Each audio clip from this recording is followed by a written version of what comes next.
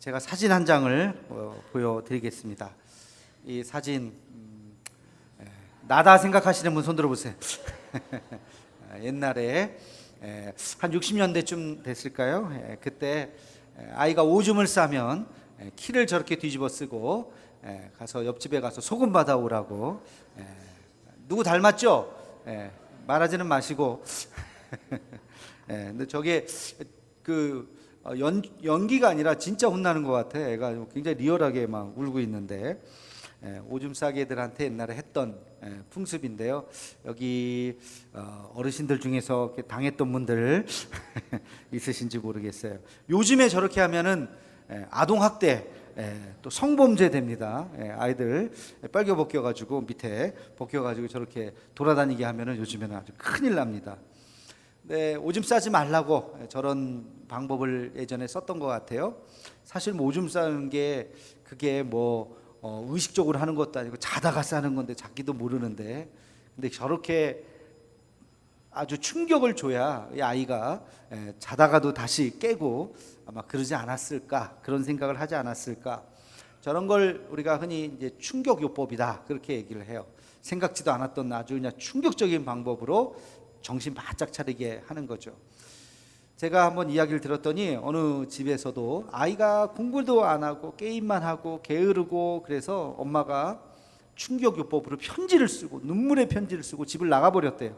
그래서 이 아이가 설마, 근데 진짜 엄마가 한 이틀 동안 집을 나가니까 이 아이가 충격을 먹고 다시 또 열심히 공부를 하더라 하는 이야기를 들은 적이 있습니다. 충격요법은 우리가 흔히 쓸 수는 없겠지만, 그러나 최후의 방법으로 정말 정신 바짝 차리려고 그런 방법을 쓰기도 하지요. 제가 오늘 로마서 말씀을 읽다 보니까 바울이 하나님께서 당신들에게, 유대인들 당신들에게 충격요법을 지금 쓰고 있습니다. 하나님은 당신들이 다시 하나님 품으로 돌아오기를 원하는데 정신 못 차리니까 하나님께서 충격요법을 쓰고 계십니다 라고 지금 이야기하는 장면인 것 같아요. 우리 로마서 11장 17절에서 18절 말씀을 함께 같이 읽겠습니다. 시작. 또한 가지 얼마가 꺾이었는데 돌 감람나무인 내가 그들 중에 접붙임이 되어 참 감람나무 뿌리의 진액을 함께 받은 자가 되었은즉 그 가지들을 향하여 자랑하지 말라. 자랑할지라도 내가 뿌리를 보존하는 것이 아니요 뿌리가 너를 보존하는 것이니라. 아멘. 여기 보면 참 감람나무, 돌 감람나무, 감람나무의 비유가 나옵니다. 굉장히 아주 중요한 이야기예요. 참 감람나무의 가지를 잘라서 거기에 돌 감람나무의 가지를 접붙임했더니 돌 감람나무에서 열매가 잘 맺히더라. 그 참 감람나무에서 나오는 진액이 잘 연결이 되어서 열매가 잘 맺히더라. 지금 그 이야기예요. 그럼 이 얘기가 왜 충격적인 이야기냐? 참 감람나무는 이스라엘을 이야기합니다. 하나님께서 이스라엘의 가지를 자른다는 거예요. 너희가 더 이상 하나님의 자녀가 아니라는 거예요. 하나님께서 더 이상 너희를 자녀 삼지 않고 돌 감람나무는 이방인을 이야기하는 거죠. 이방인들의 가지를 접붙임 바 되어서 이방인들에게 구원이 있을 것이다. 더 이상 너희들에게 구원이 없다라고 지금 바울은 이야기하고 있어요. 유대인들이 들을 때 이것은 굉장히 충격적인 이야기입니다. 그러면서 너희들 정신 차려라. 예수님을 다시 받아들여야 된다. 그래야 하나님의 자녀가 된다라고 이야기하는 것이죠. 여러분, 유대인들이 생각할 때는 자기들은 하나님의 선민이에요. 하나님의 자녀예요. 왜? 유대인으로 태어났기 때문에. 그래서 자기들은 할례를 받았기 때문에 자기는 죽을 때까지 하나님이 자기를 사랑하시고 우리 민족을 구원하신다고 믿었던 사람들이 바로 유대인들이죠. 이방인들은 죽었다 깨도 이방인이에요. 이방인들에게는 구원이 있을 수 없어요. 그렇게 믿었는데 지금 바울은 아니라는 거야. 그게 아니야. 유대인들로 태어났다고 해서 너희가 구원이 있는 것이 아니다. 지금 바뀌었다는 거야. 예수님을 믿어야 진정한 구원이 있는 것이다. 그래서 돌감람나무와 같은 이방인들이 접붙임되어서 예수님을 믿었더니 그들 안에 구원의 역사가 일어나는 것이요, 너희들은 예수님을 십자가에 못 박았기 때문에, 예수님을 믿지 않았기 때문에 너희들은 버림바 되었다라고 지금 이야기하고 있습니다. 그러면서 바울은 뭐라고 이야기합니까? 할례는 몸에 하는 것이 아니요 마음에 하는 것이다. 이게 로마서에서 아주 중요한 구절이잖아요. 그래서 유대인들에게는 몸에 할례가 있지만 그건 아무 소용없다는 거죠. 마음의 할례를 행했던 정말 참 이방인들, 예수님을 받아들였던 그들에게 구원이 임하는 것이다. 유대인이라 할지라도 예수님을 영접하지 않으면 하나님의 자녀가 될 수 없고, 이방인이라 할지라도 예수님을 영접하면 하나님의 자녀가 될 수 있습니다 라고 지금 이야기하고 있는 거예요. 유대인들의 이야기를 듣고 얼마나 깜짝 놀랐겠습니까? 그리고 그 말을 받아들였겠습니까? 당연히 받아들이지 않았죠. 이상한 소리 한다고, 이단 같은 소리 한다고, 쓸데없는 소리 한다고 바울을 핍박하고 바울 이전에 기독교인들을 핍박했던 것이죠. 그래서 기독교인들은 양쪽에서 핍박을 다 받았어요. 어디?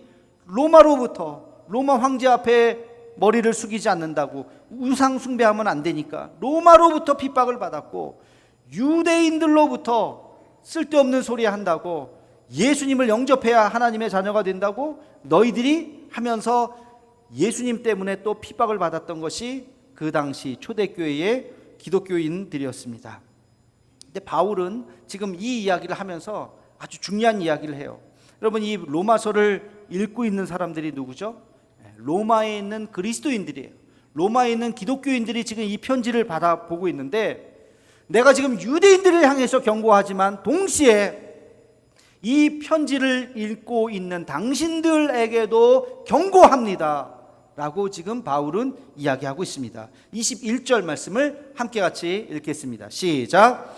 하나님이 원가지들도 아끼지 아니하셨은즉 너도 아끼지 아니하시리라. 아멘.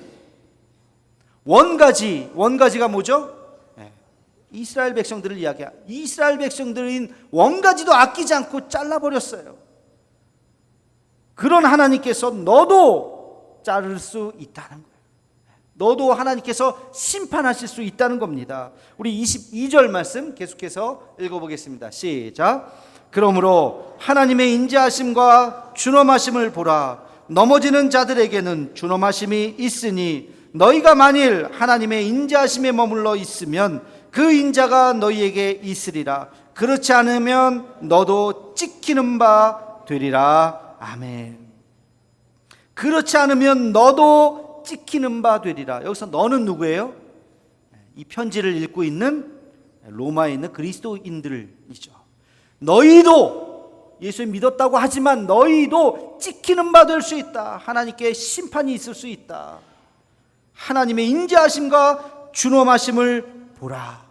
여러분, 이 말씀이 얼마나 멋진 말씀인지 몰라요. 여러분, 이 말씀을 이해하시고 깨달아야 돼요. 하나님의 인자하심과 준엄하심이 있다. 너희가 범죄했을 때 하나님의 준엄하심이 임할 것이요, 하나님의 인자하심 안에 있으면 하나님의 그 인자하심이 너희를 보호하실 것이다. 그러나 너희도 찍힐 수 있다는 것을 명심하라는 거예요. 여러분, 하나님의 인자하심이 뭘까요? 인자하심, 히브리어로 헤세드죠. 헤세드 많이 들어보셨을 거예요. 하나님의 자비, 긍휼, 사랑, 이 모든 단어가 다 헤세드예요. 하나님의 은혜와 사랑.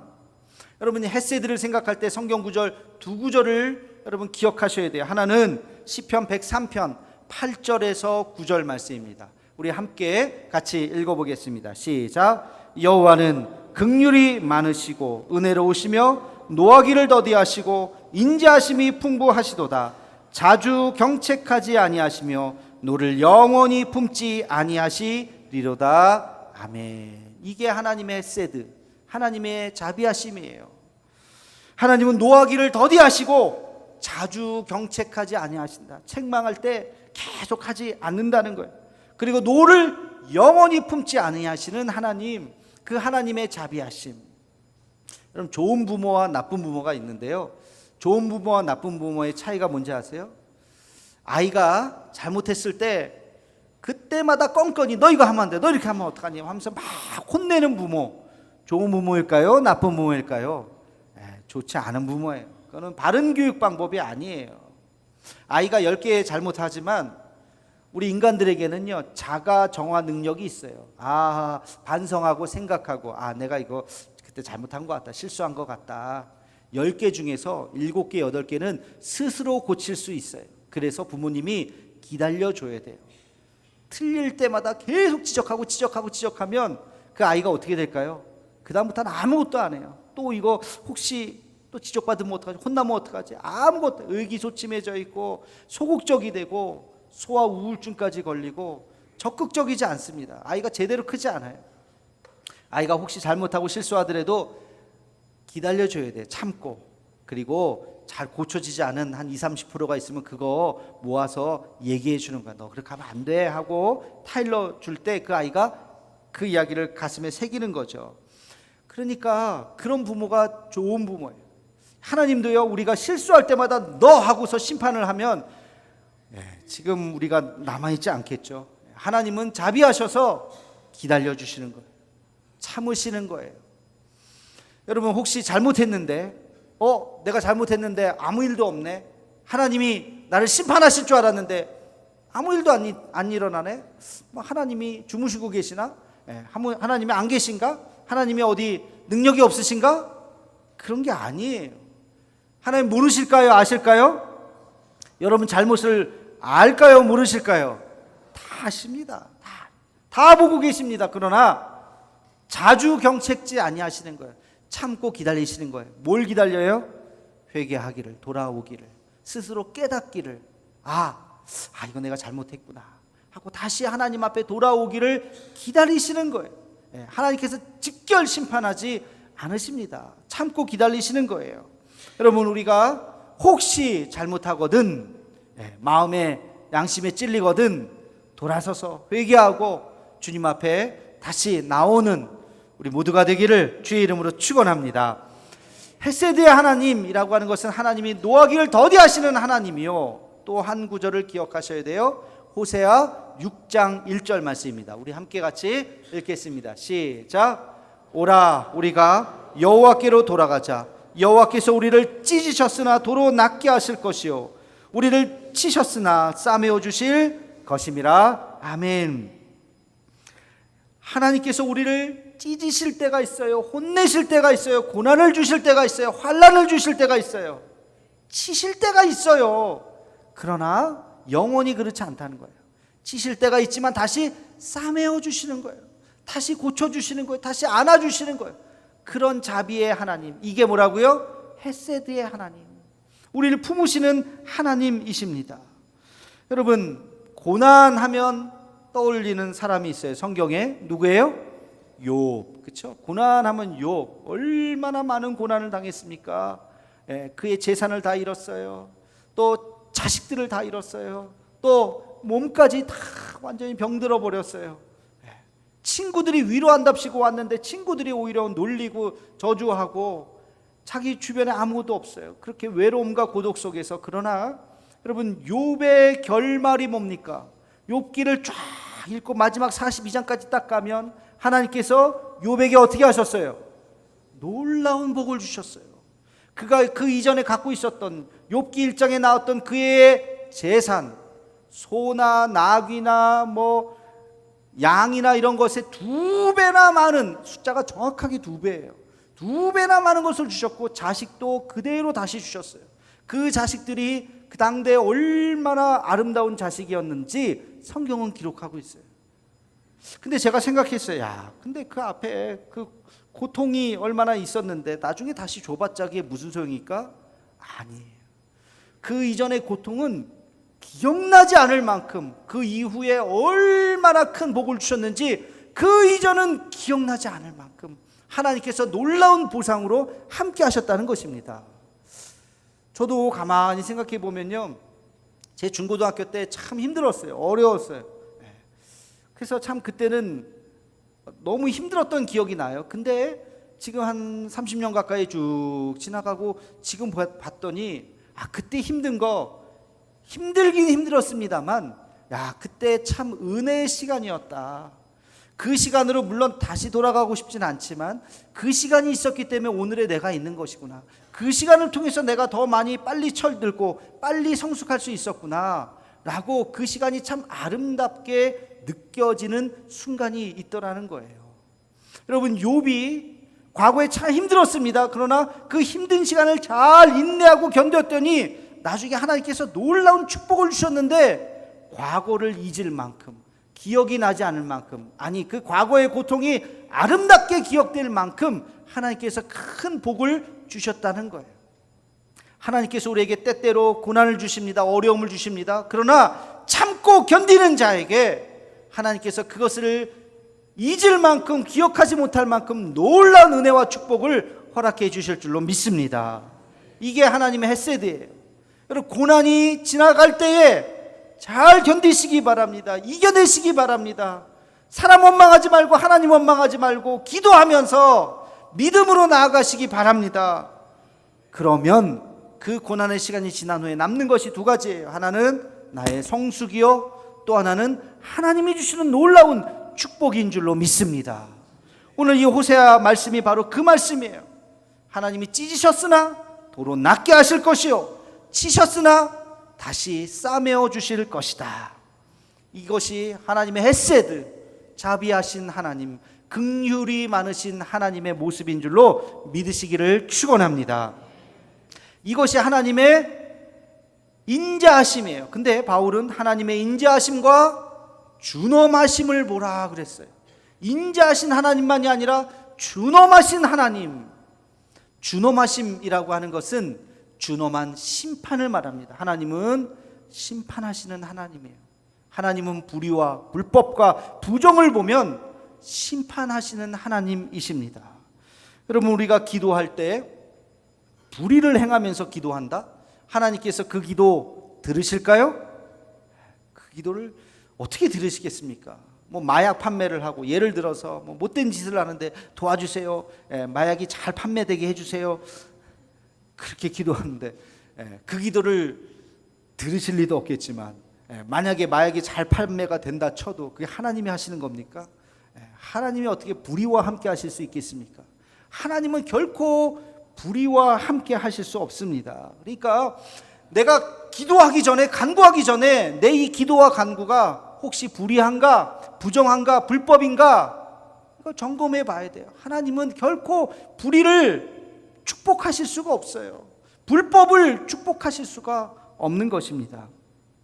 하나님께서 이스라엘을 심판하신 이유가 있어요. 하나님께서 왜 이스라엘을 심판하셨을까?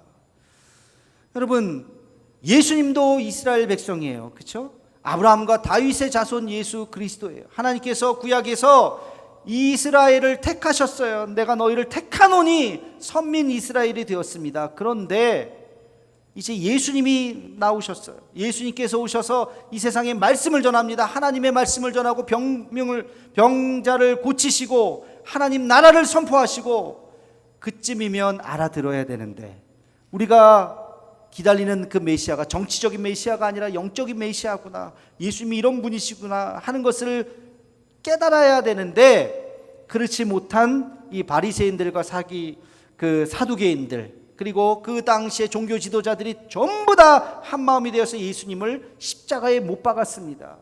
그것이 불법과 불의죠. 여러분, 십자가 그 빌라도의 재판과 그 모든 그 법정은 잘못된 재판이에요. 불의한 재판이에요. 그럼에도 불구하고 예수님은 십자가에 달려 돌아가셨어요. 거기에 이스라엘 백성들이 공조했죠. 함께 같이 못 박아라, 못 박아라. 돈을 받고 십자가에 못 박아라고 외쳤던 그 불의한 사람들, 결국엔 그것 때문에 그들이 심판을 받게 되었어요. 여러분, 이스라엘과 하나님께서 이스라엘 백성들에게 심판을 주신 이유가 바로 이 부정과 부패에 있는 것입니다. 근데 놀랍게도 이 십자가의 이 복음을 이방인들이 깨닫기 시작했어요. 그분이 하나님의 아들이구나, 그분이 메시아구나, 그것을 받아들이면서 예수님 앞에 나오기 시작했습니다.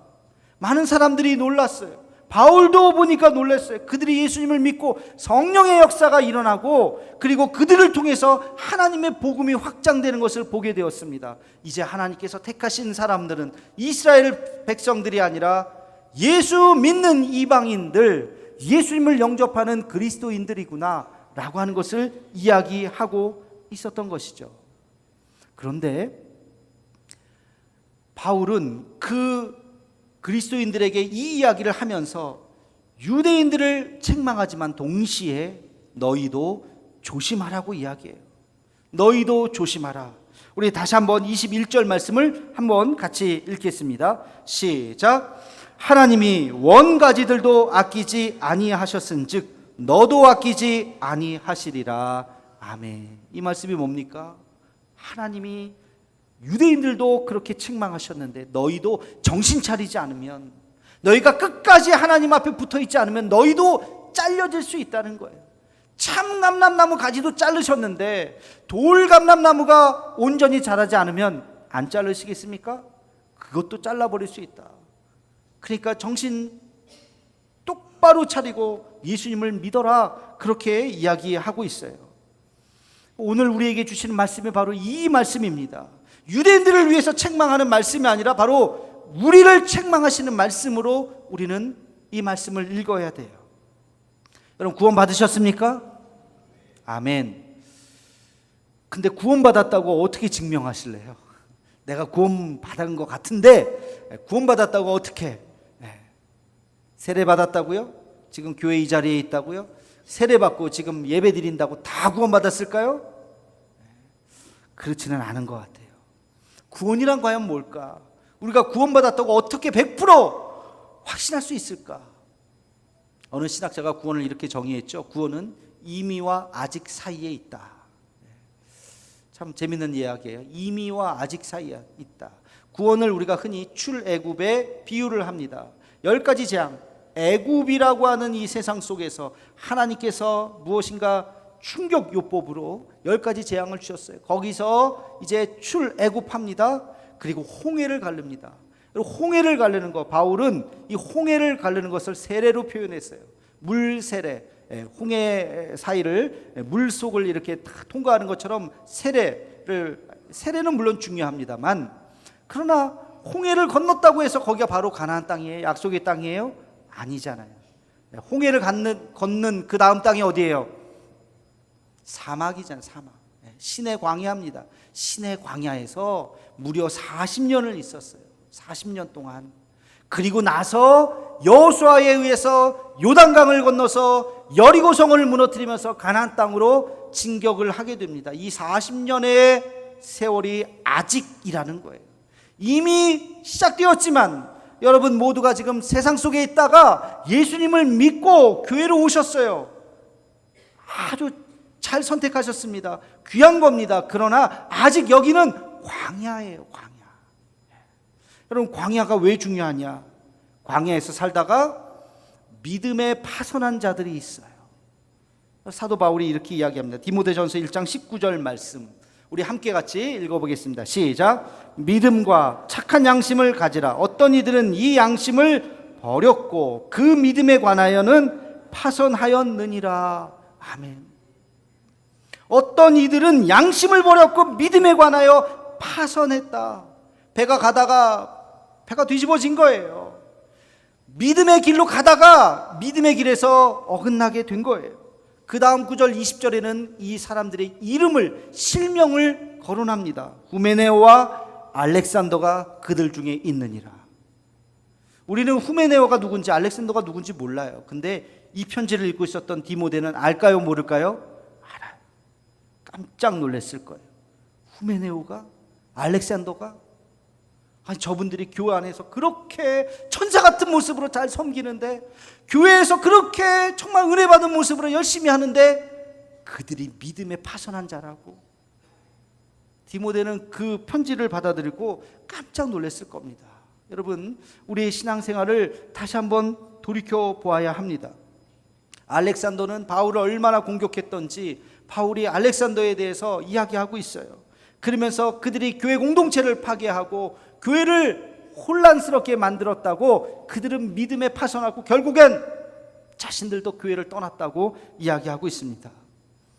여러분, 우리의 이 광야 같은 이 신앙생활에서 우리에게 구원이 주어졌다고 우리는 믿지만, 이미 시작되었지만 아직 완성되지는 않았습니다. 마지막 우리의 삶이 다하는 그날까지 두렵고 떨림으로 우리는 하나님의 구원을 이루어 가야 하는 것입니다.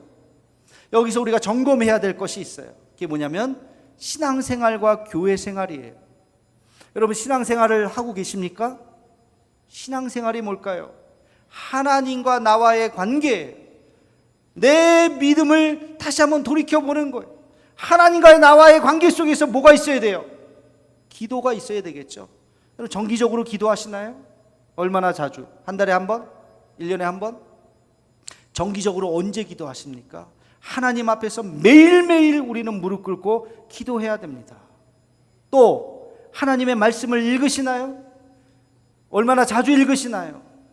혹시 지난주에 이렇게 꽂아놨던 성경 일주일 만에 다시 가지고 오시는 분 없으신가요? 하나님의 말씀을 우리는 날마다 읽고 묵상해야 됩니다. 하나님 앞에 예배를 드려야 돼요. 온전한 예배를 드려야 돼요. 그게 신앙생활이라고. 나와 하나님과의 경건한 모습으로 살아가려고 애쓰는 그 마음, 이게 신앙생활이에요. 그런데 이 신앙생활만이 전부가 아니에요. 예수님을 믿는 자는 좋던 싫던 무엇을 해야 될까요? 교회 안에 소속되어야 합니다. 교회 안에 한 멤버가 되어야 돼요. 교회를 섬겨야 돼요. 주의 피값으로 사신 이 교회를 섬겨야 하는 것입니다. 신앙은 공동체이기 때문에 나 혼자 믿는 게 아니에요. 같이 함께. 그러나 교회는 연약해요. 교회는 죄인들의 집합체예요. 그래서 미움과 시기와 질투와 다툼이 있을 수밖에 없어요. 여기가 천국이 아닙니다. 그럼에도 불구하고 하나님께서는 2000년 동안 교회를 통해서 역사하셨어요. 교회가 교회를 세우고, 교회가 하나님 나라를 만들고, 교회를 통해서 하나님께서 놀라운 하나님의 사역들을 해 나가셨습니다. 여러분, 우리가 하나님 앞에 쓰임받는 교회가 될 수도 있고 버림받는 교회가 될 수도 있어요. 2000년 역사상 그런 교회들이 있습니다. 여러분, 요한계시록에 나오는 7개의 교회 아시잖아요. 하나님이 책망하는 교회가 있고 하나님께서 칭찬하는 교회가 있어요. 우리가 믿음 안에서 하나 될 때 이 시대의 사명을 감당하는 교회가 될 것이요, 오합지졸이 돼버리면, 하나가 되지 않으면, 죄송하지만 우리가 모여있지만 하나님 앞에 쓰임받지 못하는 교회가 되는 것입니다. 여러분, 그럼에도 불구하고 우리는 모여서 함께 같이 기도하며 하나님의 몸된 교회를 만들고자 애써야 돼요. 나 혼자 하나님 믿어야지 하는 소위 말해서 가난한 성도들, 잘못된 거예요. 교회 없이 신앙이 자란다? 잘못된 거예요. 교회는 비록 완벽하진 않지만 그럼에도 불구하고 교회 안에서 우리가 힘들고 어렵지만 서로 사랑하고 서로 상처나지만 서로 그 상처를 싸매어주면서 믿음 안에서 하나가 되어야 할 줄로 믿습니다. 여러분, 그것이 바로 구원이에요. 그것이 구원. 신앙생활과 교회 생활이 하나가 될 때 우리 안에 구원을 이루는 것입니다. 반대도 있어요. 교회에서는 너무너무 열심히 해, 봉사도 하고 섬기기도 잘하고, 그런데 신앙생활을 안 하시는 분이 있어요. 기도도 안 하고 성경도 안 보고, 심지어는 예배 시간에 분주해서 왔다 갔다 하고 온전한 예배를 드리지 않고 봉사의 핑계로 또 막 예배도 드리지 않는 분들이 있을 수 있겠죠. 그것도 잘못된 거예요. 우리가 신앙생활과 교회생활이 하나가 될 때 믿음 안에서 온전해지는 줄로 믿습니다. 사랑하는 성도 여러분, 바울은 지금 유대인들을 책망하는 듯 하지만 유대인들이 아니라 바로 이 글을 읽고 있는 그리스도인들을 책망하고 있습니다. 그들에게 경고하고 있습니다. 하나님 앞에서 올바른 신앙으로 바로 서십시오. 원가지도 자르신 하나님께서 돌가지를 자르지 않겠습니까? 당신들 하나님 앞에서 바로 서야 합니다. 이 바울의 경고를 잘 귀담아 듣고 온전한 믿음으로 온전한 구원을 이루는 우리 모두가 되기를 주님의 이름으로 축원합니다.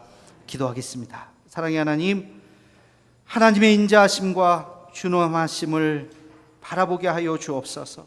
바울의 경고를 잊지 않고 온전한 믿음, 또 온전한 신앙생활과 교회생활이 하나가 되어 우리의 구원을 이루어가는 우리 모두가 되게 하여 주옵소서. 예수님의 이름으로 기도하옵나이다. 아멘.